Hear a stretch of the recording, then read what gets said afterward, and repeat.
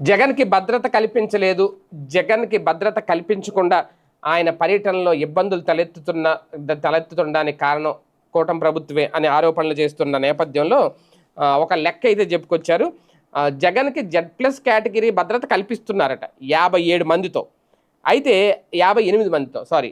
అయితే ఇక్కడ దాంతోపాటు ఇప్పటి వరకు ఎవరైతే జగన్మోహన్ రెడ్డి పర్యటనలో పాల్గొన్నారో, విధులు నిర్వహించారో పోలీసులు అందరూ కూడా, వాళ్ళందరూ ప్రభుత్వం పెట్టిన వాళ్ళే. అంటే మొన్నటి నుంచి రాప్తాడు పర్యటన నుంచి చూసుకుంటే, రాప్తాడు పర్యటనకు 506 మంది పోలీస్ సిబ్బందిని 5 స్పెషల్ పార్టీ బృందాలని ఏపీఎస్పీ బెటాలియన్ నుంచి 2 బృందాలని కేటాయించారట. అలాగే మొన్న సత్తెనపల్లి పర్యటనలో 679 మంది పోలీస్ సిబ్బందిని 15 రోప్ పార్టీలని ఉపయోగించారట.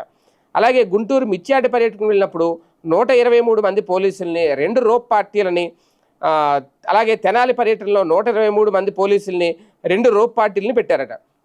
అంతేకాదు మొన్న ఆయన మురళీనాయక్ సత్యసాయి జిల్లాలో మురళీనాయక్ కుటుంబాన్ని పరామర్శించడానికి వెళ్తే అక్కడ కూడా 394 మందితో భద్రత కల్పించారట. ఆయన పులివెందులకు వెళ్ళినప్పుడు కూడా 71 మంది పోలీస్ సిబ్బందిని, రోప్ పార్టీలను కూడా ఏర్పాటు చేశారట. ఇది తాజాగా ప్రభుత్వం చెబుతున్నమాట.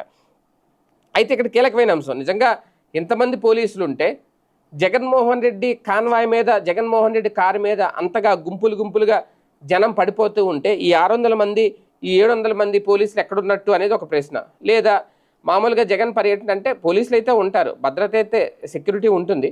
మొత్తం ట్రాఫిక్ కానిస్టేబుల్ దగ్గర నుంచి, హోంగార్డ్ దగ్గర నుంచి, మొదటి నుంచి ఎవరైతే ఉన్నా వాళ్ళందరినీ లెక్క పెట్టి చెప్తున్నారా ఇంతమందిని జగన్ పర్యటన కోసం పెట్టావు అనేది. నిజంగా ఇంతమంది పోలీసులు ఉంటే ఆ సింగయ్య అనే వ్యక్తి ఎలా పడిపోతాడు కారు కింద? అంతమంది సెక్యూరిటీ ఉండగా ఎలా పడిపోయాడు? అంటే వాళ్ళు నిలువరించలేకపోయారా, అడ్డుకోలేకపోయారా?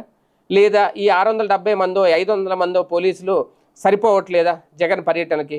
దీని మీద కూడా ఆలోచించాలి, దీని మీద కూడా విచారణ చేయాలి.